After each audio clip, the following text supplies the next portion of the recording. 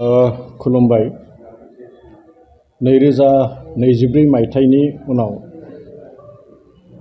2025 मायथाइया फैगासिनो दं आरो बे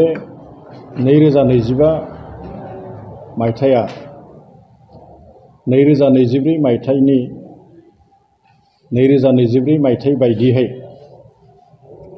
जाहाथे जोबोद मोजां गोजोन देरहासारनाय बेबायदि मोनसे थासारि 2024 मायथाइयाव जों बिटिआर ओनसोलाव थाग्रा बिटिआरनि सुबुंफोरा जों मोननो हादों। जोंहा 2024 मायथाइयाव सोलोंथाइ बिथिंखौनो होन, बेनि थासारिखौनो होन बा बेनि जौगालु बिथिंखौनो होन, फारफ्रोमबो बिथिङाव जों मोनसे मोजां थासारि मोननो हादों आरो बे 2024 मायथाइनि जि मोनसे मोजां थासारि बेयो 2025 मायथाइनि जि गोदान बोसोर, बे गोदान बोसोरावबो बे मोनसे थासारिखौ जोङो साबसिन आरो हामसिन जों मोननो हागोन आरो 2025 मायथाइया जोंनि बिटिआर ओनसोलजों लोगोसे आसाम, भारत लोगोसे बुहुमनि सुबुं माहारिया जाहाथे आलो गोजोनै थांना थानायनि गावनि जिखिनि मोन्थाय, समाजनि जिखिनि मोन्थाय बेखौ जोङो लानानै जोङो आवगायलांनो हायो आरो जों बिटिआर ओनसोलाव जोंनि जिखिनि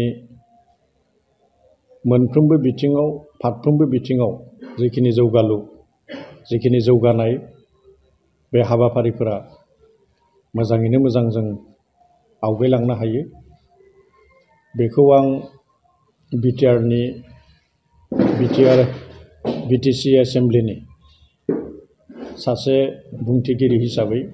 आरो बिटिआर ओनसोलनि सासे थागिबि हिसाबै आं बेखौनो हामलायदों आरो गासै बिटिआर ओनसोलाव थानाय रायजो राजा, फरायसायानो होन, आबादारियानो होन, फालांगियारियानो होन, सुबुं सिबियारियानो होन, गासैबो थाखोनि जिखिनि सुबुं समाज गासैनिसिमबो आंनि गोसो गोरबोनिफ्राय हामबाय होनदों, आंनि गोसो गोरबोनिफ्राय साबायखर बावदों आरो आङो नुवाथारिनि सेराव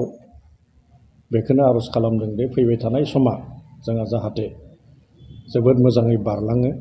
आं बेखौ खावलायदों, बेखौ आं मिजिंथिदों आरो फिन आरोबाव नोंथांमोननि